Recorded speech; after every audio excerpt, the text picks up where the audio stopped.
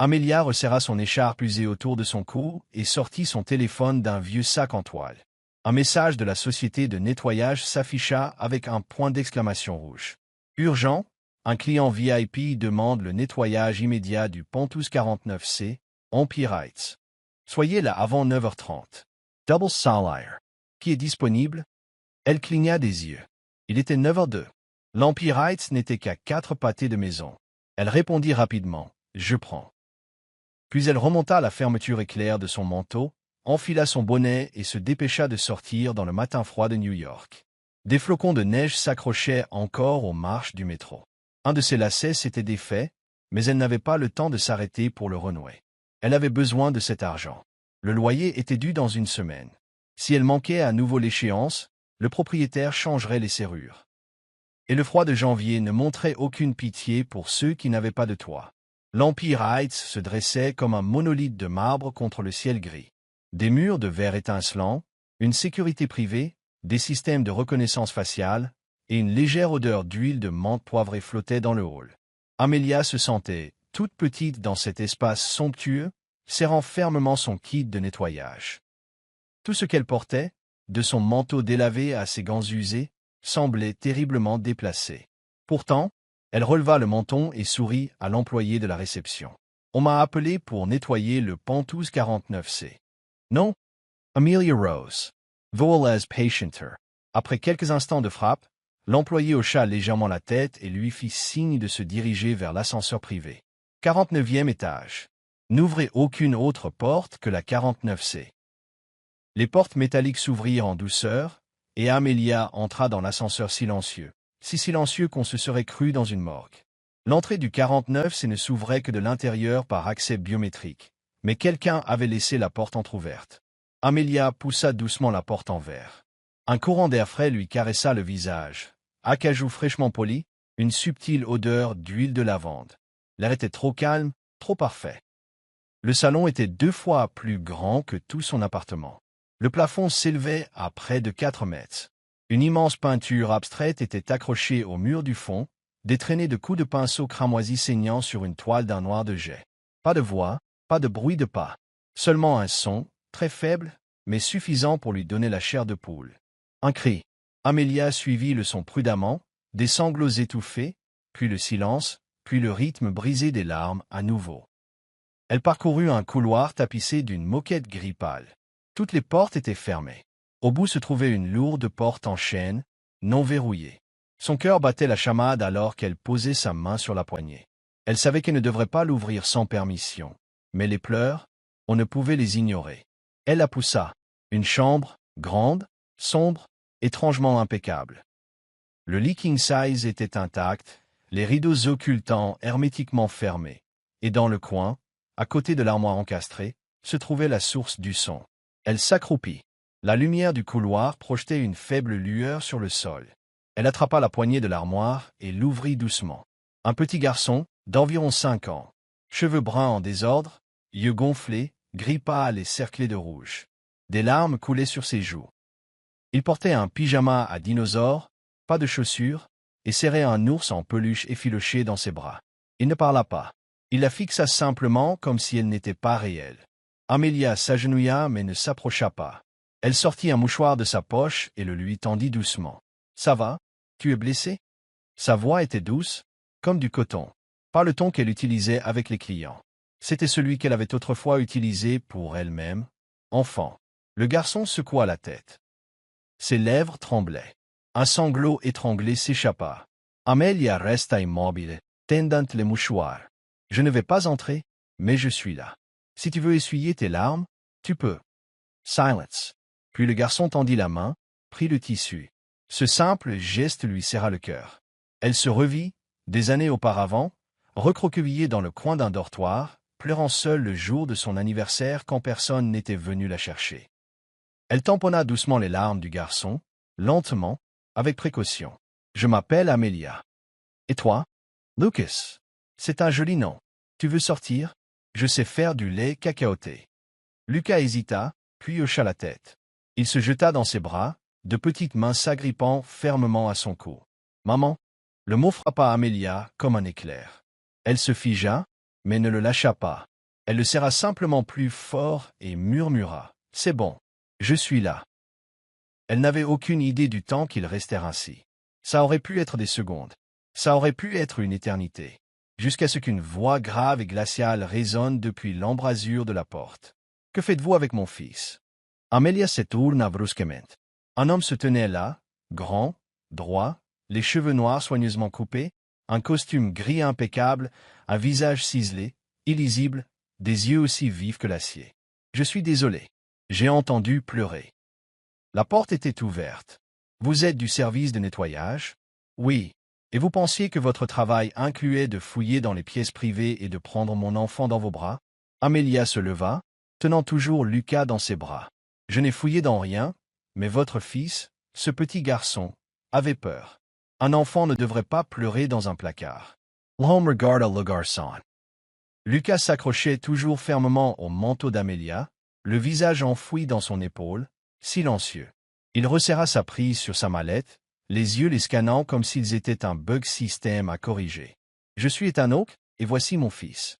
Vous pouvez partir maintenant. » Amelia posa doucement Lucas sur le lit, s'accroupissant à sa hauteur. « Je dois finir mon travail maintenant, Lucas, mais tu es fort, d'accord ?»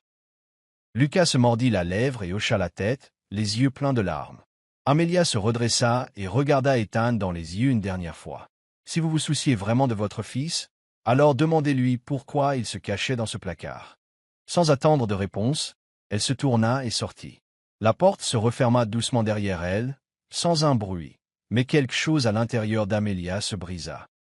Ce qu'elle ne savait pas, c'est que derrière cette porte, Ethan Hawke n'avait pas bougé. Sa main s'était desserrée sur la sangle de sa mallette, et Lucas, après des mois de silence, parla enfin. « Elle ressemble plus à une maman que ma vraie maman.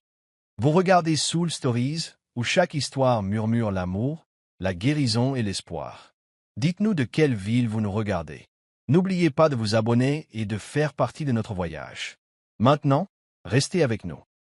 L'histoire ne fait que commencer. » Ethan Hawke n'avait jamais été du genre à s'adoucir facilement. Il dirigeait un empire immobilier, supervisait des centaines d'employés et signait des contrats de plusieurs millions de dollars. Avec un emploi du temps réservé 6 mois à l'avance, chaque minute de sa vie était calculée en dollars, non destinée à être perturbée, et certainement pas par une femme de ménage qui avait outrepassé ses fonctions. Au moment où Amelia quitta le Pontouse ce matin-là, Ethan appela la société de gestion. La fille nommée Amelia Rose annulait son contrat de façon permanente. Sa voix était ferme, froide comme l'acier, sans aucune hésitation. Mais ce qui ne pouvait pas chasser de son esprit, c'était l'image de son fils Lucas enfouissant son visage dans l'épaule de cette fille, murmurant « Maman » d'une voix tremblante qu'Ethan n'avait pas entendue depuis plus de 2 ans. Cette nuit-là, Lucas refusa de sortir de sa chambre. Ethan entr'ouvrit la porte et vit son fils recroquevillé à l'intérieur de l'armoire, comme ce matin-là, comme tant de fois auparavant. La silhouette mince du garçon projetait une longue ombre sur le sol froid. L'ours en peluche effilochait toujours fermement serré dans ses bras. Ethan s'était night in silence. C'était un homme qui pouvait faire trembler tout le marché immobilier du Sud-Est avec une seule annonce. Pourtant, devant ce petit enfant, il ne parvenait pas à prononcer un mot. Il leva la main pour frapper à la porte du placard, puis la laissa retomber. La même main qui avait signé des contrats d'1 milliard de dollars pendait maintenant, inutile, incapable de tendre la main pour tenir son propre fils. Le lendemain matin, Ethan changea d'avis. Non pas parce qu'il s'adoucissait, mais parce que pour la première fois depuis des mois, il vit la solitude dans les yeux de son fils, comme s'il se regardait dans un miroir. Il appela de nouveau la société. « Renvoyez-la. 3 jours seulement. J'ai besoin que le garçon soit stable. Rien de plus. » Sa voix était rauque, lasse, comme s'il essayait d'échapper à quelque chose qui battait follement dans sa poitrine. Amelia revint plus tard cet après-midi-là, toujours la même petite femme dans un manteau délavé, portant son vieux kit de nettoyage, les yeux calmes et profonds comme un lac après une tempête. Ethan ne dit pas grand-chose, hocha simplement la tête en direction du couloir, puis retourna à son bureau. Mais Lucas ne resta pas silencieux. Dès qu'il la vit, il courut droit sur elle et enroula ses bras fermement autour de sa taille, sans dire un mot. Mais l'étreinte seule était assez forte pour qu'Ethan entende quelque chose se briser à l'intérieur, même depuis son bureau. 3 jours se transformèrent en 1 semaine. Amelia travaillait tranquillement, comme si de rien n'était. Elle ne posait pas de questions, n'outrepassait pas ses limites. Elle apparaissait simplement quand Lucas avait besoin d'elle, ni plus, ni moins. Quand il se réveillait d'un cauchemar, quand il sautait le petit déjeuner en silence, quand il se cachait sous la table après avoir entendu une porte claquer bruyamment. Ethan regardait, non pas parce qu'il ne lui faisait pas confiance, mais parce qu'il ne pouvait pas détourner le regard de ce qui se déroulait devant lui. Le fils de Lucas se mit à rire. Pour la première fois en 2 ans, le garçon rit aux éclats quand Amelia utilisa une voix de requin pour manger son toast. Il rit quand elle cacha l'ours en peluche dans le four en appelant ça une « fête surprise ». Il rit quand elle montra les nuages et dit « Tu sais pourquoi les nuages flottent? Parce qu'ils cherchent aussi des amis. » Ethan, debout à distance, sentit son cœur se serrer un peu plus à chaque instant. Il avait engagé des thérapeutes, des psychologues pour enfants, des coachs de jeu. Aucun d'entre eux n'avait réussi à faire rire Lucas comme ça. Mais elle, une femme de ménage sans diplôme, sans référence prestigieuse, sans costume de créateur, le faisait comme si c'était la chose la plus naturelle au monde. Un soir, après que Lucas se soit endormi, Ethan sortit de son bureau et trouva Amelia en train de sécher un verre dans la cuisine. Il hésita avant de parler. « Qu'est-ce que vous avez étudié avant de faire ce travail ?» Amelia leva les yeux, légèrement surprise mais pas troublée. Elle posa le verre et répondit d'une voix aussi douce que le vent. « Éducation de la petite enfance. Je rêvais de devenir institutrice de maternelle. » Vous rêviez? Ma mère adoptive avait une maladie rénale. J'ai abandonné mes études pour travailler et aider à payer son traitement. Elle est décédée et je n'y suis jamais retourné depuis. Elle le dit sans baisser la tête, sans honte. Comme si la vie avait forgé en elle une sorte de courage, celui que l'on ne trouve que chez ceux qui ont assez perdu pour cesser de demander la pitié.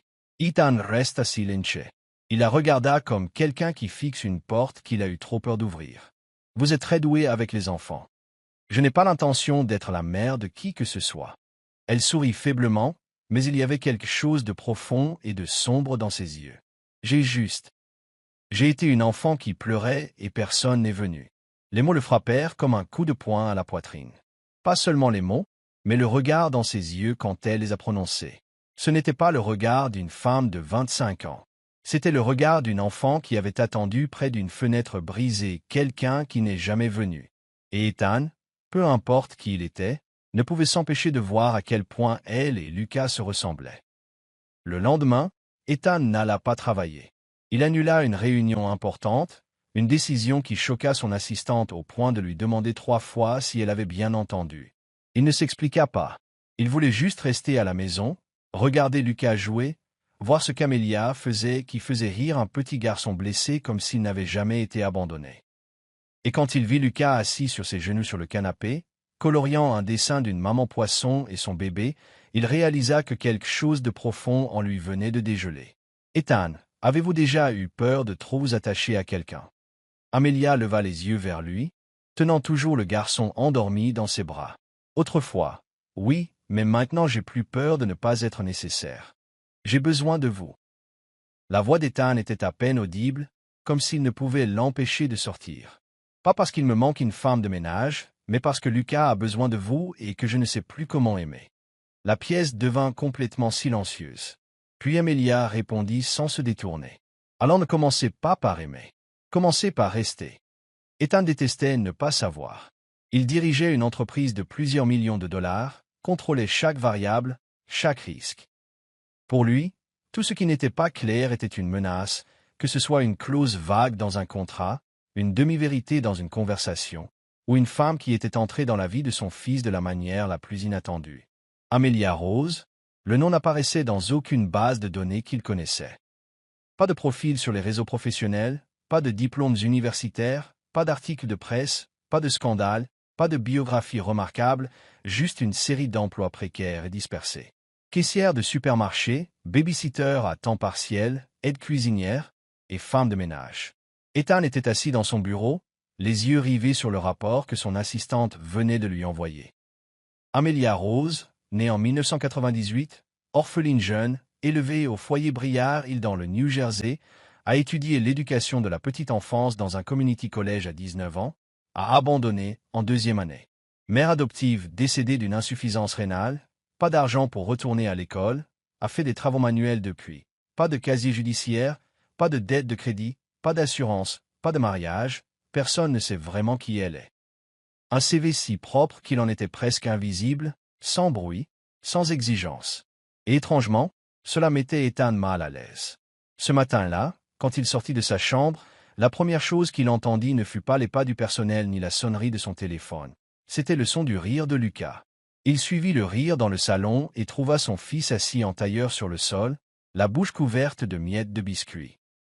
Amelia était assise en face de lui essuyant doucement le visage avec une lingette humide, gloussant en racontant une histoire ridicule sur un chat nommé Professeur Moustache qui donnait des conférences aux pigeons. Lucas rigolait, ses yeux pétillants comme un bonbon fraîchement déballé. Ethan se tenait silencieusement dans l'embrasure de la porte, frappé par quelque chose qu'il n'avait pas ressenti depuis longtemps, la paix. Quand le rire de son fils avait-il cessé de paraître fragile, comme s'il pouvait disparaître à tout moment? Quand un matin calme était-il devenu quelque chose qu'il espérait?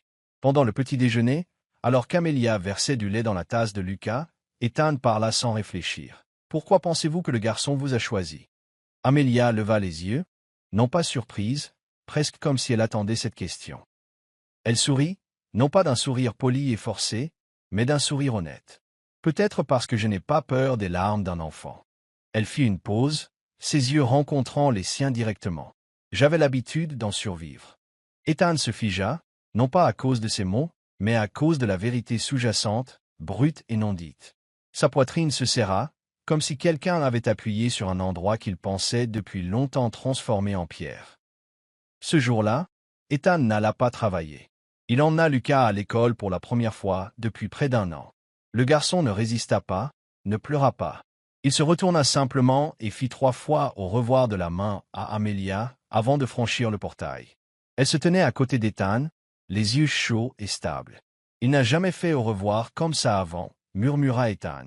Peut-être parce qu'avant, il n'était pas sûr que quelqu'un serait encore là quand il se retournerait.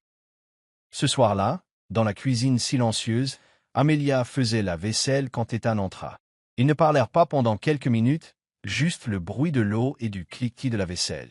Puis il demanda, « N'avez-vous jamais peur de vivre comme ça, sans que personne ne se souvienne de votre nom ?» Amelia posa l'assiette, sécha ses mains et s'appuya légèrement contre le comptoir. « Ce n'est pas grave si personne ne se souvient de mon nom, tant que je me souviens des gens que j'ai aidés. Un sourire, un câlin, un enfant qui arrête de pleurer pour moi. C'est suffisant pour sentir que j'existe. » Ethan se détourna, ne la laissant pas voir ses yeux, des yeux de quelqu'un qui venait de réaliser qu'exister et vivre étaient 2 choses très différentes. Plus tard dans la nuit, Lucas dormait profondément, serrant son ours en peluche, murmurant dans son sommeil. « Mademoiselle Léa est une princesse. » Ethan se tenait devant la porte, écoutant, immobile. Il avait entendu son fils appeler les médecins, des étrangers, l'avait vu crier quand une infirmière lui touchait l'épaule. Mais avec Amelia, après seulement 2 semaines, Lucas l'appelait la lumière au milieu de ses ténèbres. Ethan retourna à son bureau et rouvrit son dossier. La seule photo jointe était une photo d'identité floue, les cheveux attachés en arrière, les yeux fixant droit devant. Et dans ses yeux, il y avait plus de blessures qu'aucun CV ne pourrait jamais capturer. Pour la première fois depuis des années, Ethan tapa quelque chose sur son ordinateur personnel. Pas un rapport, pas un email professionnel. Il écrivit « Amelia Rose, la femme sans dossier. Mais elle porte quelque chose qui manque désespérément à ce monde affairé. Le courage de rester à côté d'une blessure. » La lumière de l'après-midi filtrait à travers les voilages, se dispersant comme une poussière d'or sur le parquet sombre. Dans la pièce silencieuse, Lucas était assis seul, serrant un crayon de couleur, les yeux fixés sur une feuille de papier blanche.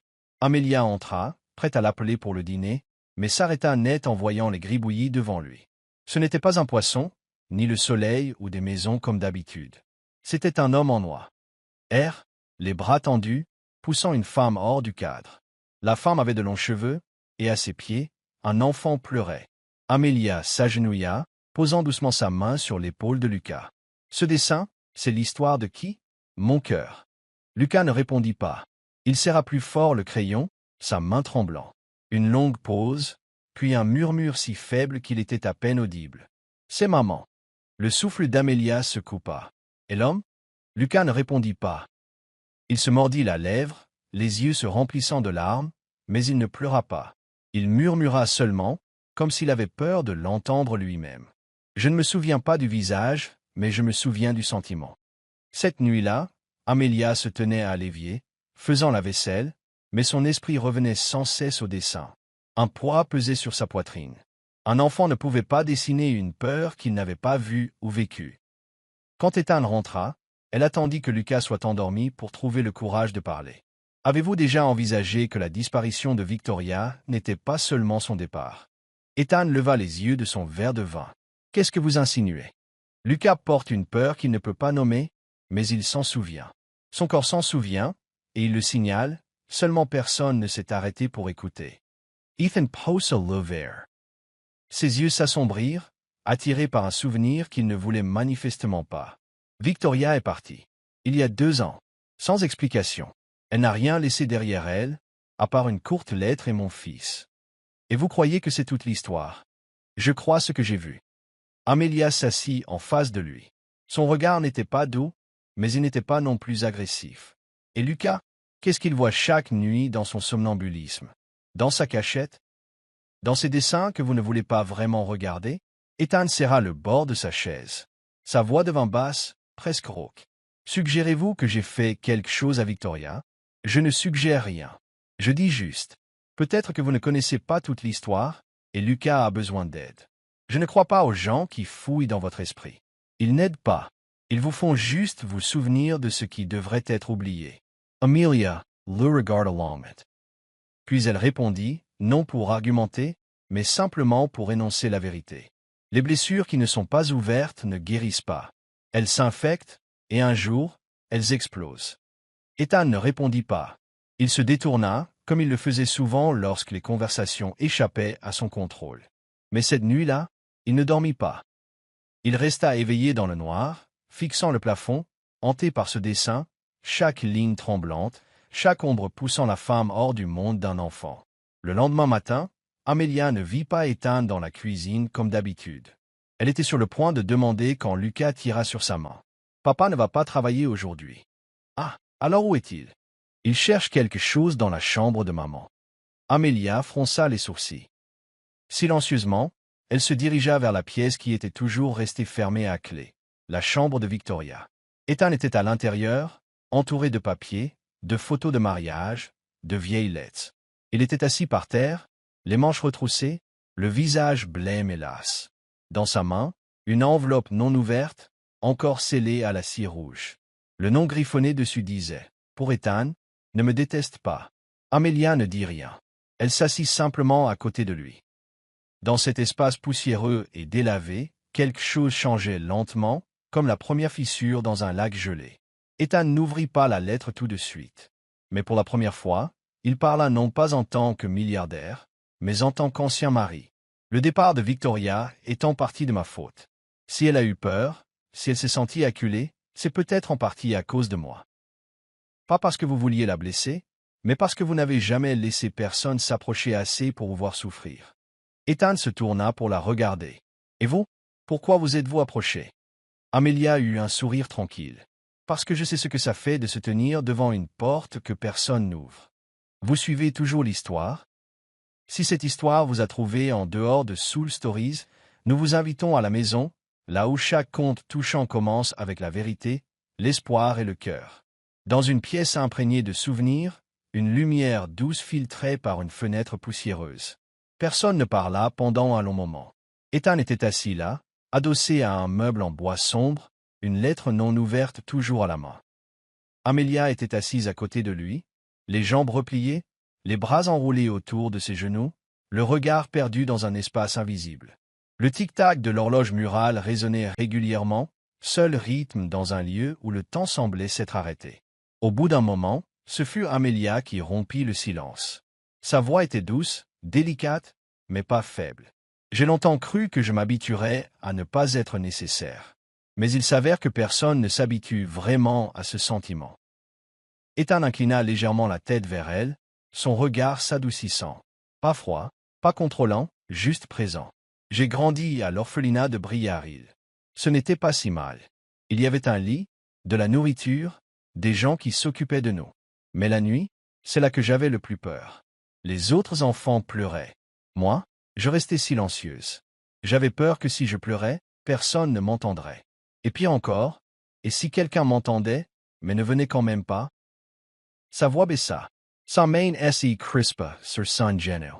J'espérais, juste une fois, que lorsque je pleurais, quelqu'un viendrait me prendre dans ses bras. Pas pour dire grand-chose, juste pour dire « Ma chérie, ça va. Je suis là avec toi. » Ethan ne dit rien, mais ses yeux ne la quittèrent pas. Amelia sourit faiblement, le regard lointain. Et puis elle est venue. Ma mère adoptive, une toute petite femme avec des lunettes de lecture, qui faisait toujours une soupe beaucoup trop salée. Elle ne m'a pas choisi parce que j'étais spéciale. Elle m'a choisi parce que j'étais la silencieuse dans le coin que personne ne regardait. Elle a ouvert ses bras, m'a tenu, et pour la première fois, j'ai eu l'impression d'avoir un foyer. Rien au monde n'a jamais été plus précieux que cette étreinte. Sa voix trembla. Mais ensuite, elle est tombée malade.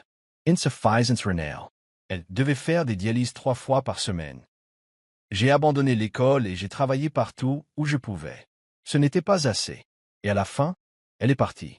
Un matin d'hiver, je n'ai même pas pu lui dire au revoir.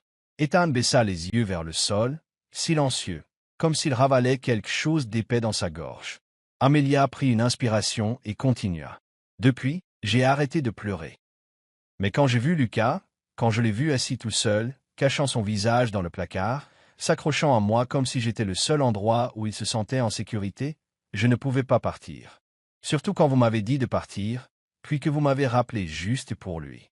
Je ne pouvais pas dire non, parce que je connais ce sentiment, d'avoir quelque chose, puis de le perdre. Ça laisse un vide que rien d'autre ne peut combler. Ethan baissa la tête. Ses cheveux sombres tombèrent sur son front, ombrageant ses yeux. « Et vous ?» demanda doucement Amelia sans pression. « Avez-vous vraiment aimé Victoria ?» Une longue pause, puis Ethan répondit, la voix basse et rauque. « Oui, je l'aimais. Mais c'était le genre d'amour de quelqu'un qui n'a jamais appris à aimer de la bonne manière. » Il tapota légèrement l'enveloppe avec ses doigts. « J'ai grandi dans une famille où les émotions n'avaient pas leur place. Tout devait être correct. Parfait. Mon père dirigeait son entreprise comme une unité militaire. Et j'étais son soldat le plus loyal. Je contrôlais tout. Et quand j'aimais, j'apportais cette même habitude avec moi. » Il se tourna vers Amelia. Ses yeux étaient maintenant sans défense. Victoria vivait avec son cœur. Elle était tout art, liberté, imprévisibilité. Elle m'aimait, du moins au début. Mais lentement, j'ai commencé à contrôler chaque choix qu'elle faisait. Ce qu'elle portait, où elle allait, qui elle voyait, combien de temps elle passait avec Lucas. Je pensais que je protégeais la famille. Mais en vérité, je l'enfermais. Amelia écoutait tranquillement, sans jugement, simplement assise là, présente comme le silence dont ils avaient tous deux besoin. Et puis elle est partie, continua Ethan. Je me suis réveillé un matin d'automne, et Victoria avait disparu. Pas de valise, pas de larmes, pas de bruit, juste une lettre, et notre fils de 3 ans endormi sur le lit. Il pencha la tête en arrière, les yeux vers le plafond, comme pour se cacher de quelque chose en lui. Les 3 premiers mois, je ne savais pas quoi faire de Lucas. J'ai engagé des nounous, des thérapeutes, même des spécialistes du comportement infantile. Mais plus j'essayais, plus il se refermait. Il ne parlait pas, ne mangeait pas, ne regardait personne dans les yeux. Et moi, j'étais vide. Je pouvais conclure un marché de 80 millions de dollars au déjeuner, mais je ne pouvais pas obtenir de mon fils qu'il dise « Je vais bien ». Sa voix se brisa sur ces 2 derniers mots, une petite fracture dans un mur construit sur toute une vie. Amelia posa légèrement sa main sur. Ethan baissa la tête et laissa échapper un rire silencieux et autodérisoire. « Puis vous êtes arrivé. » Il leva le regard, la regardant droit dans les yeux pour la première fois, sans recul, sans armure. Et en quelques jours, Lucas a ri, a dit des noms, a dessiné, a serré quelqu'un dans ses bras sans trembler. Vous avez fait ce que le monde entier payé n'a pas pu faire. Vous êtes venu sans rien demander, pas de contrat, pas d'exigence. Vous êtes simplement resté. Leurs yeux se rencontrèrent, pas enflammés, pas dramatiques, mais calmes, comme la dernière note d'une symphonie jouée après une tempête. Amelia sourit doucement. Peut-être que j'avais autant besoin de rester que Lucas. La brise du soir s'agita à travers la fenêtre fissurée. Le rideau bougea, et à ce moment, Aucun mot ne fut prononcé, mais tous deux savaient que quelque chose avait changé pour toujours. Pas un amour précipité, pas une grande promesse, mais le sentiment, pour la première fois de leur vie, d'avoir quelqu'un assis à côté d'eux qui ne partait pas. Et parfois, cela seul suffit. La fin de l'hiver à New York enveloppait tout d'une fine couche de brume, froide et humide. Ce matin-là, Amelia séchait soigneusement le rebord de la fenêtre lorsqu'elle entendit un hoquet bref et brisé provenant de la chambre. Lucas. Elle accourut. Le garçon était recroquevillé sous les couvertures, le visage rouge, des perles de sueur sur le front, les lèvres sèches, son corps brûlant. Ethan avait une réunion importante à Boston ce jour-là. Amelia attrapa une serviette fraîche pour lui essuyer le front, chercha dans l'appartement un thermomètre, des médicaments contre la fièvre et des compresses froides. Quand elle vit le chiffre 38,7 degrés Celsius, son cœur se serra. Le garçon marmonna quelque chose dans son sommeil, peu clair, mais le dernier mot qu'elle saisit fut « Maman, ne pars pas ». Amelia ne dormit pas cette nuit-là. Elle resta assise au bord du lit, une main posée sur le front du garçon, lui murmurant des contes de fées. Pas sur des princesses ou des chevaliers, mais sur un petit moineau vivant seul sur un toit. Chaque jour, le moineau chantait une chanson que personne n'entendait jamais. Jusqu'à ce qu'un jour de pluie, un chaton perdu vienne chercher un abri. Le moineau abandonna son nid, même sa voix, juste pour que le chaton puisse dormir paisiblement. Lucas ne dit pas un mot, mais sa petite main s'agrippa doucement à son doigt toute la nuit. Ethan rentra vers 4 heures du matin. Son vol avait été retardé à cause de la neige. Son téléphone était mort. Son assistante n'avait pas pu le joindre. Tout le voyage l'avait laissé irrité et tendu. Mais tout cela disparut au moment où la porte du pontouse s'ouvrit et il vit la douce lumière venant de la chambre de son fils. Il entra et se figea. Amelia était assise à côté du lit, légèrement penchée en avant, la tête appuyée contre l'oreiller, portant encore son manteau. Lucas était blotti dans ses bras, le visage plus calme, les joues roses, la respiration régulière. Sa petite main agrippait son doigt comme une ligne de vie. La pièce était silencieuse, enveloppé d'une sorte de chaleur. Et Ethan, un homme qui avait toujours considéré le silence comme une menace, découvrit soudain que, pour la première fois, il voulait rester. Il ne les réveilla pas. Il sortit simplement son téléphone et prit une photo, un moment dont il savait qu'il aurait besoin pour se rappeler que c'était vraiment arrivé. Le lendemain matin, Amelia se réveilla à l'odeur du café flottant depuis la cuisine, un événement étrange, car c'était toujours elle qui le préparait avant qu'Ethan ne se lève. Elle sortit, les cheveux légèrement ébouriffés, le manteau drapé lâchement sur son épaule. Ethan se tenait près de la machine à expresso, les manches de sa chemise retroussées, tenant 2 gobelets en papier. Quand il la vit, il lui entendit un bonjour silencieux. « Merci pour la nuit dernière », dit-il, la voix basse.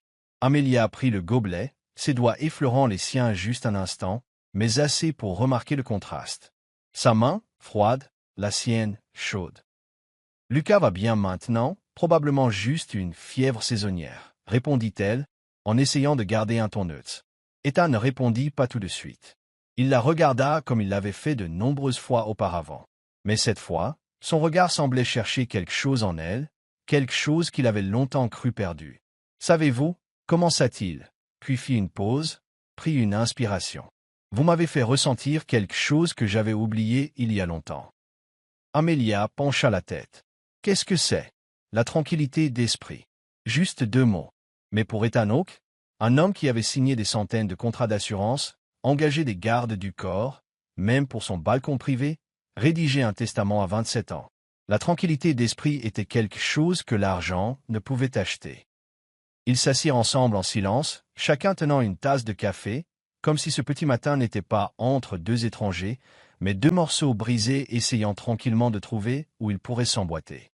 Lucas se réveilla, les cheveux en bataille, entra dans le salon en serrant son ours en peluche. Il regarda Ethan, puis Amelia. Puis, sans un mot, il grimpa directement sur ses genoux, enfouissant son visage dans sa poitrine comme si c'était chez lui. Ethan sourit faiblement. Et pour la première fois de sa vie, il ne se sentit pas comme s'il était à l'extérieur, regardant à l'intérieur, mais comme s'il voulait vraiment faire partie de ce petit cercle chaleureux. La chaleureuse fête d'anniversaire dans le petit jardin derrière le pontouse était quelque chose qu'Ethan n'avait jamais imaginé pouvoir se produire. Pas de personnel de réception, pas de décor tapac sans grave-l'œil, pas de lumière luxueuse, juste une longue table en chêne, quelques dizaines de cupcakes qu'Amelia avait préparés elle-même, et Lucas riant joyeusement au milieu de ses camarades de classe. Amelia portait une robe bleu pâle, les cheveux simplement attachés, mais aux yeux d'Ethan, elle était le centre doux autour duquel tout tournait. Non pas parce qu'elle essayait de l'être, mais parce qu'elle savait toujours comment être là, juste assez pour que les gens se sentent en paix. Lucas enroula ses bras autour d'elle et lui tendit un dessin fait au crayon de couleur. Mademoiselle Léa, je nous ai dessiné. Tu sais quoi? C'est le premier dessin que je n'ai pas colorié avec des couleurs tristes. Elle rit. Ethan se tenait à proximité, observant tranquillement. Et à cet instant, il crut vraiment qu'il était quelque part appelé, chez soi. Mais personne ne s'attendait à la tempête qui approchait. Une voiture noire s'arrêta brusquement devant la villa. La portière s'ouvrit. Une femme en sortit, des boucles blondes, une robe blanche moulante et des yeux aussi froids que le vent du début de l'hiver. Victoria, l'ex-femme, la mère qui avait quitté son fils il y a 2 ans. Ethan S.E. Figia. Lucas s'arrêta net. Victoria s'approcha, son regard effleurant Ethan pour se poser sur Amelia, s'attardant juste assez longtemps pour glacer l'air autour d'eux. J'ai entendu dire. Sa voix était légère, comme si elle tenait une conversation polie autour d'un thé. Mon fils appelle une autre femme maman. Personne ne répondit. J'ai eu tort de partir, continua-t-elle en jetant un coup d'œil à Lucas, sa voix faiblissant. Mais on ne m'a jamais donné la chance de revenir. J'étais la seule qu'il avait. Maintenant, il n'a plus besoin de moi. Et je ne peux pas rester sans rien faire. Elle se tourna vers Ethan, relevant légèrement le menton. Je suis ici pour ramener mon fils à la maison. Ethan pouvait à peine croire ce qu'il entendait. Victoria, tu as disparu pendant 2 ans, pas un seul mot. Et maintenant tu reviens et tu le réclames comme si c'était quelque chose que tu avais oublié de mettre dans tes bagages. Je suis sa mère biologique. Dit fermement Victoria, bien que ses yeux aient commencé à trembler. Et si vous ne me le donnez pas, j'engagerai une action en justice. Lucas N.E. put plus le supporter. Il recula, puis se tourna et courut, se glissant directement sous la table du jardin, où la nappe pendait comme un cocon. Tout le monde se tut. Personne ne dit un mot. Seul le son de la respiration rapide et tremblante de Lucas provenait de sous la table. Pus Amelia Esavanka. Elle ne parla pas, ne demanda rien, n'essaya pas de rassurer avec des mots. Elle s'agenouilla simplement et se glissa doucement sous la table, sa robe s'accrochant au pied de la chaise, ses genoux frôlant l'herbe froide, sa tête s'abaissant pour rencontrer Lucas à hauteur des yeux. Elle ne le serra pas dans ses bras, n'essaya pas de le faire sortir. Elle tendit simplement la main, paume ouverte, attendant. Lucas trembla pendant quelques secondes, puis plaça sa petite main dans la sienne, une petite main pâle, mais assez chaude pour faire fondre la panique. Ethan se tenait à distance, observant, et une larme tomba. Pas de sanglots, pas de crise de nerfs dramatique, juste une seule larme glissant sur le visage d'un homme qui se croyait insensible depuis bien trop longtemps. Il n'avait pas pleuré pendant ni quand Victoria avait disparu, ni quand Lucas était tombé malade à cause des terreurs nocturnes, mais à cet instant, en regardant son fils trouver la sécurité dans les mains d'une femme qui ne portait aucun titre de mère, il sut ce qui était réel. Victoria vit tout. Elle ne put appeler Lucas, ne put faire un pas de plus. Elle murmura seulement « Lucas », puis recula. Personne ne lui demanda de partir. Elle s'éloigna en silence, tout comme elle avait autrefois disparu de la vie de l'enfant. Cette nuit-là, Amelia pliait la nappe quand Ethan s'approcha. Il n'avait plus l'air d'un millionnaire, juste d'un père, d'un homme apprenant à rouvrir son cœur. Amelia. Elle leva les yeux, toujours calme, bien que ses yeux fussent rouges d'émotion. Je n'essayais de remplacer personne, dit-elle dès. À bord. Ethan secoua la tête. Je sais. Il s'approcha, sa voix basse et rauque. Je n'ai pas besoin d'une femme pour se montrer au fait. J'ai besoin de quelqu'un que mon fils puisse appeler chez lui. Amelia eut un sourire doux et amer. Et si je n'ai jamais été un foyer pour personne? Ethan répondit, sa voix profonde et stable. Alors, laissez-moi être la fondation, et le reste se construira avec la confiance. Le matin qui suivit la fête d'anniversaire brusquement interrompue, l'air à l'intérieur du Penthouse semblait épais et lourd. Lucas dormait encore. Il était recroquevillé sur le canapé, serrant son ours en peluche, les paupières légèrement gonflées. Amelia était assise à côté de lui, une main posée sur son dos, l'autre tenant un livre ouvert. Mais ses yeux n'étaient pas sur les pages, ils étaient fixés sur le couloir où Ethan avait disparu derrière la porte du bureau la nuit précédente. Il n'avait pas dit un mot après le départ de Victoria. Il était simplement entré dans la pièce et avait verrouillé la porte. Vers midi, quand Amelia frappa doucement, la porte s'ouvrit. Ethan était assis à son bureau, des cernes sombres sous les yeux, les joues un peu creusées. Devant lui se trouvait un mince dossier usé, les papiers du divorce. « Vous voulez savoir pourquoi Victoria est partie ?» dit-il, la voix rauque, les yeux ne rencontrant pas les siens. Elle a dit que j'étais froid, sans émotion, que je l'avais poussée à avoir un enfant alors qu'elle n'était pas prête. Amelia entra, écoutant en silence. Elle n'avait pas tort. Je suis ce genre de personne. Je pensais que si je construisais une famille parfaite, que j'avais un fils bien élevé, une femme respectable, je cesserais de me sentir si vide. Il fit tourner lentement le stylo entre ses doigts, les yeux fixant au-delà du mur. Je l'aimais à la manière dont quelqu'un qui a été abandonné apprend à aimer, en contrôlant. J'avais fait rédiger un contrat de mariage au cas où tout s'effondrerait. Pour ne pas être trop blessé. Elle l'a signé. Il eut un rire sec et amer, comme pour se moquer de lui-même. Mais je n'ai jamais réalisé à quel point elle avait vraiment peur. Puis Lucas est né et elle n'était pas prête. Je pensais que le temps l'aiderait à aimer être mère. Mais Amelia s'approcha lentement et s'assit à côté du bureau. Elle n'interrompit pas, ne jugea pas. Ethan baissa la tête. Je ne m'attendais pas à ce qu'elle s'en aille, alors que le garçon n'avait que 3 ans. Le silence était si profond qu'il pouvait entendre le tic-tac de l'horloge murale. « Avez-vous déjà eu une explication ?» demanda doucement Amelia. Ethan secoua la tête. « Juste les papiers du divorce envoyés par son avocat. Une lettre que j'ai trouvée après, mais je n'ai jamais eu le courage de l'ouvrir. Pas de SMS, pas d'appel. » Elle se souvint du moment où elle cherchait des médicaments pour Lucas. Elle avait vu cette boîte. À l'intérieur se trouvait une enveloppe de couleur crème, scellée à la cire rouge, bordée d'un fil d'argent, légèrement jauni par le temps. « Est-ce que c'est ?» Elle se leva, s'approcha et sortit l'enveloppe. « Celle-ci ?» Ethan leva les yeux. Il hocha la tête. Une écriture penchée disait « Pour Ethan, ne me déteste pas. Je ne l'ai jamais ouverte, murmura-t-il. J'avais peur que ça me fasse la détester encore plus. Peut-être, dit doucement Amelia en la lui tendant, qu'elle n'a pas été écrite pour que vous détestiez. Peut-être qu'elle a été écrite pour que vous laissiez aller. » Ethan tint l'enveloppe, l'ouvrant lentement, comme s'il déverrouillait une porte fermée depuis des années. La lettre à l'intérieur était courte, pas aussi longue qu'il l'avait imaginé. Pas d'explication compliquée, comme les excuses qu'il avait entendues dans tant de procès de divorce. L'écriture était fine, mais ferme. Pas de tremblement, pas de mensonge. « Ethan, je sais que tu ne me pardonneras pas, et peut-être que tu n'as pas besoin de le faire. Mais j'écris cette lettre non pas pour demander pardon, mais pour dire ce que je n'ai jamais eu le courage de dire à voix haute. J'ai essayé d'être une bonne épouse. J'ai essayé d'apprendre à être une mère. J'ai essayé d'aimer notre enfant comme les gens disaient que je devais le faire. Mais je n'étais jamais vraiment prête. Quand je regardais Lucas, je voyais la responsabilité. La pression. Pas à cause de lui, mais à cause de moi. J'avais l'impression de jouer un rôle, contrairement à toi, qui pouvait tout contrôler. Je ne pouvais pas. J'avais peur, Ethan. Peur de lui faire du mal. Peur de devenir une mère terrible. Et quand cette peur est devenue trop grande, j'ai choisi de fuir. Tu me détesteras, et peut-être que tu devrais. Mais si un jour Lucas trouve quelqu'un qui choisit vraiment de rester, qui ose l'aimer avec son cœur, pas seulement avec un titre, s'il te plaît, laisse cette personne faire ce que je n'ai pas pu faire.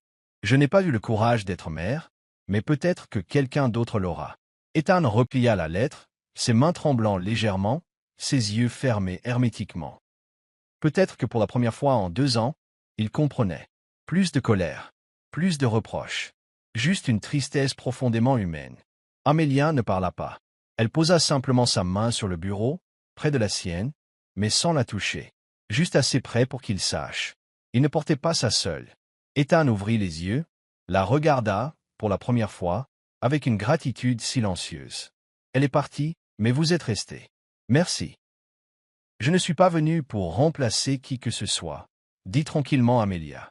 Je ne pouvais simplement pas tourner le dos à un enfant qui avait besoin de quelqu'un, de la même manière que j'en ai eu besoin autrefois. Il bruinait ce matin-là. Pas une averse torrentielle, juste un léger crépitement de gouttes de pluie contre les fenêtres, comme une douce mélodie sans parole. Tout à l'intérieur du Pontouse semblait ralentir. Pas de cliquetis de clavier, pas de sonnerie de téléphone. Ethan avait désactivé toutes les notifications de son emploi du temps, laissant le monde extérieur avancer sans son contrôle. Lucas était assis sur le tapis, coloriant un dessin en bleu, jaune et orange. Une maison, un homme, une femme et un enfant. Il coloriait avec grand soin. Amelia entra, tenant toujours un chiffon de nettoyage. Alors qu'elle se penchait pour ramasser un crayon qui avait roulé, Lucas leva les yeux, son regard d'une gravité inattendue. Mademoiselle Leah, Amelia, Esserita. Elle était habituée à l'entendre l'appeler ainsi, doux, affectueux, mais toujours avec une ligne invisible entre eux. « Qu'est-ce qu'il y a, mon grand ?» Lucas lui tendit le dessin. En haut, d'une écriture tremblante, il avait écrit « Ma famille ». Amelia regarda le dessin, puis Lucas. Avant qu'elle ne puisse dire un mot, le garçon s'avança et enroula ses bras autour de sa taille, une étreinte plus forte qu'il n'en avait jamais donnée. Mais man, un seul mot.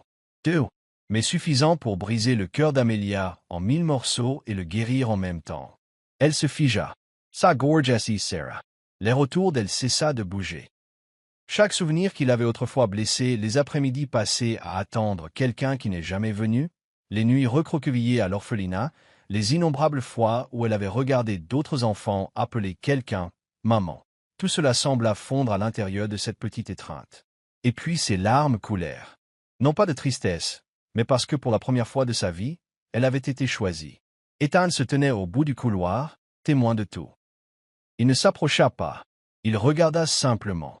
La lumière de la fenêtre traversait la moitié de son visage, révélant une émotion silencieuse qu'il ne pouvait cacher, une sorte de tendresse, d'honnêteté et de gratitude qui n'avait pas besoin de mots. Quand Lucas courut dans l'autre pièce pour prendre plus de crayons, laissant Amelia seule, Ethan s'avança enfin. Il s'arrêta devant elle. Pendant un moment, il ne dit rien. « J'avais tort, » dit-il enfin, la voix basse. Non plus fier ou sur la défensive, seulement vrai. Tort de penser que je pouvais construire une famille avec des papiers, de la discipline et des horaires. Tort de croire que l'amour était un luxe et d'en avoir peur. Amelia ne leva pas les yeux. Elle luttait toujours contre ses larmes, mais sa voix était douce. Vous n'êtes pas le seul à avoir eu peur. Ethan tendit doucement la main et prit la sienne pour la première fois. C'est lui qui avait pris l'initiative. Mais si vous le voulez bien, peut-être que nous pouvons tout réécrire. Amelia baissa les yeux sur sa main, la main d'un homme qui s'était autrefois trop accroché à toute sa richesse, son pouvoir, sa douleur et qui maintenant s'ouvrait, ne demandant rien d'autre qu'une chance d'être proche. Elle secoua légèrement la tête, non pas pour dire non. Je ne pense pas le mériter.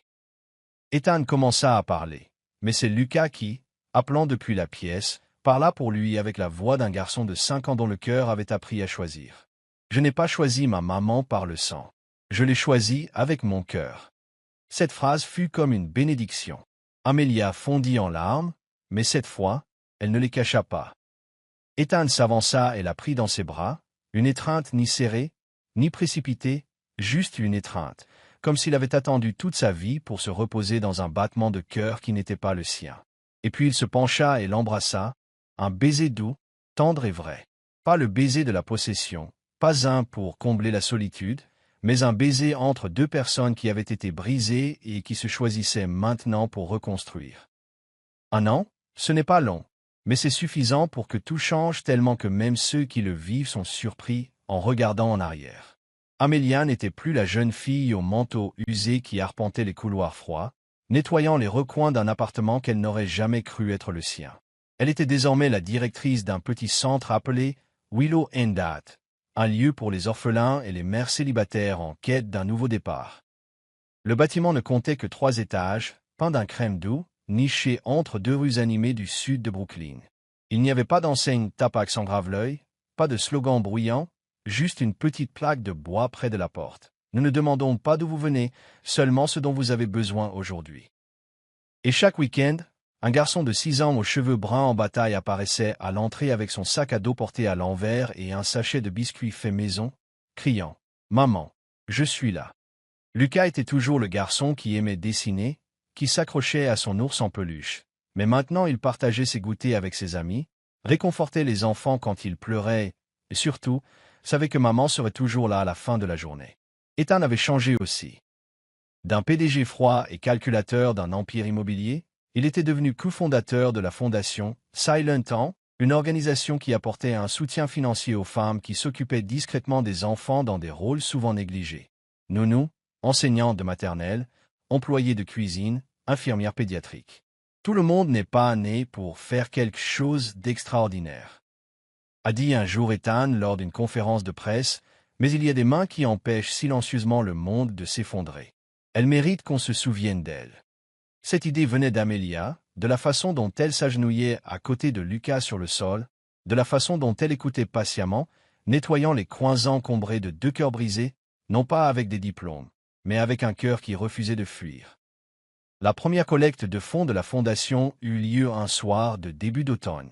Une grande salle du musée d'art avait été décorée de peintures réalisées par les enfants du centre d'Amelia. L'une d'elles était celle de Lucas, une maison bleue, des fenêtres ouvertes, et 3 personnes assises ensemble, mangeant des biscuits. Amelia se tenait en coulisses, ses mains doucement enroulées autour d'un microphone. Elle n'avait jamais aimé être sur scène. Les lumières étaient trop vives pour elle, mais ce soir, elle ne parlerait pas. Ethan parlerait pour elle. Il monta sur le podium, vêtu d'un simple costume gris sans cravate.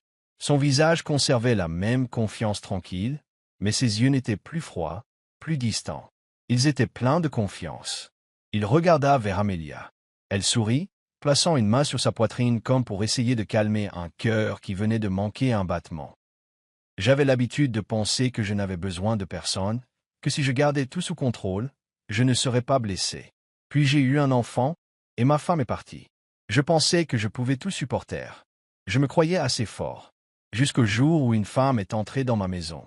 Pas de diplôme prestigieux, pas de CV impressionnant, pas de titre. Elle ne m'a pas appris à aimer. Elle est simplement restée assez longtemps, assez doucement, assez silencieusement pour que je l'apprenne moi-même. La femme que j'aime a un jour nettoyé ma maison. Maintenant, elle nettoie les blessures du cœur de centaines d'enfants.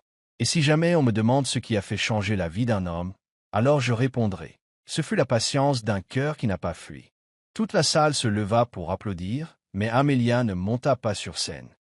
Elle se dirigea vers Lucas, qui se tenait près de sa peinture, et le serra dans ses bras. « Ton père n'avait pas l'air cool là-haut » murmura-t-elle. « Je l'ai vu te regarder plus que la foule » chuchota Lucas en retour. « Alors peut-être que c'est toi qui es cool. » Ils rirent tous les deux.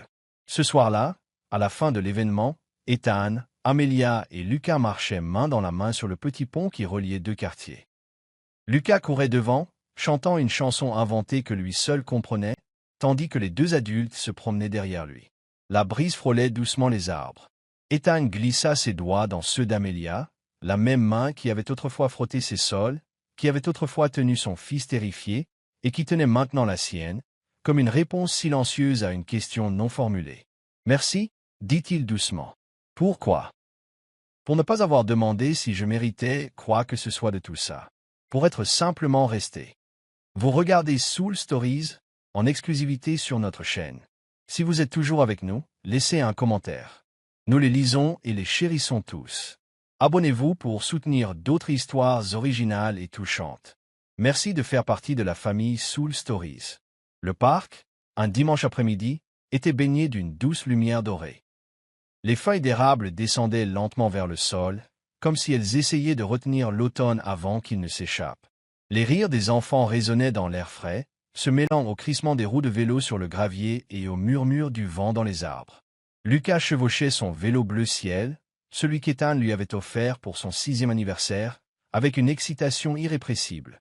Il cria « Maman, regarde !» Plus de petits trous.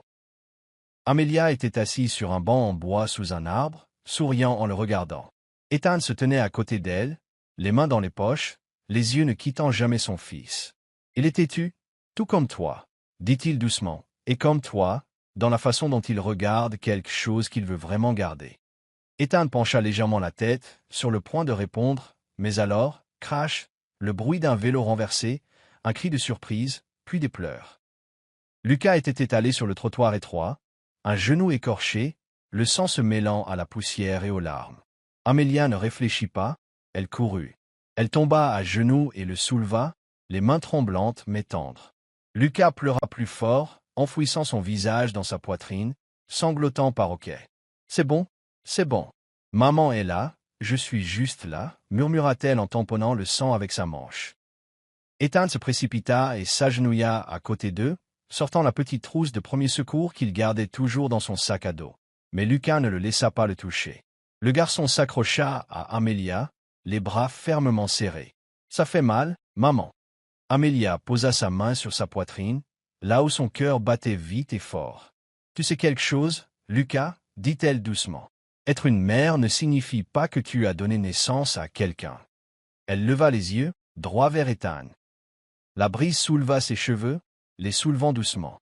Sa voix n'était pas forte, pas tremblante, juste stable, comme un vœu.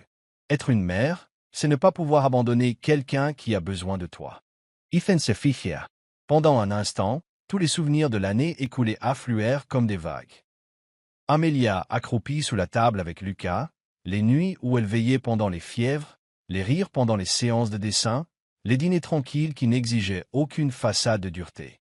Il mit le bandage de côté. Non pas parce qu'il n'était pas nécessaire, mais parce que ce dont Lucas avait le plus besoin, c'était d'une étreinte. Ethan se pencha, enroulant ses bras autour d'eux deux, le sang, les larmes et toutes les choses qui semblaient autrefois impossibles à réparer. Pas de mots, juste une étreinte. Mais cette étreinte suffit à faire fondre toute une vie de froideur. Cette nuit-là, une légère pluie tomba. Lucas s'était endormi depuis longtemps, sa petite main tenant toujours celle de ses deux parents, comme s'il craignait que s'il lâchait prise, le monde ne retombe dans son ancien silence. Amelia commença à se lever pour prendre une couverture, mais Ethan attrapa doucement sa main. « Attends !» Sa voix était basse, un peu rauque. Il la regardait comme si elle était la seule chose réelle dans la pièce. « Qu'est-ce qu'il y a ?» murmura-t-elle, en faisant attention de ne pas réveiller le garçon. Ethan resta silencieux un moment. Puis, de la poche intérieure de sa veste, il sortit une petite boîte, non doublée de velours, non bordée d'or, juste une simple boîte en bois sombre, un peu usée, comme le genre d'amour qui a survécu à un long voyage. Les yeux d'Amelia s'écarquillèrent. Ethan ouvrit la boîte. La bague à l'intérieur n'était pas extravagante, mais à l'intérieur de l'anneau, il y avait une minuscule gravure. Le foyer est un choix. Je ne sais pas comment faire une demande en mariage de la bonne manière, dit-il, sa voix brute de vérité. Je sais juste. Chaque fois que tu entres dans une pièce, tout à l'intérieur semble plus calme. Même moi. Il se pencha un peu en avant, les yeux toujours fixés sur les siens. Je n'ai pas besoin d'un mariage somptueux. Je veux juste me réveiller à tes côtés chaque jour, être celui qui se tient à tes côtés quand Lucas entrera en première année, en deuxième année, ou quand il ramènera sa première petite amie à la maison. Veux-tu m'épouser? Amelia se mordit la lèvre. Elle regarda la bague, puis Lucas, profondément endormi, ses petites mains encore écorchées de plus tôt dans la journée. Et puis elle sourit, un sourire larmoyant et radieux qui ressemblait à une nouvelle saison fleurissant dans son cœur. « Oui, murmura-t-elle, parce que le foyer n'est pas là où tu vis, c'est là où tu choisis de ne pas partir. » Ethan l'embrassa, pas avec urgence, pas avec désespoir, juste un baiser, comme un merci pour avoir choisi de rester quand le reste du monde lui avait autrefois tourné le dos.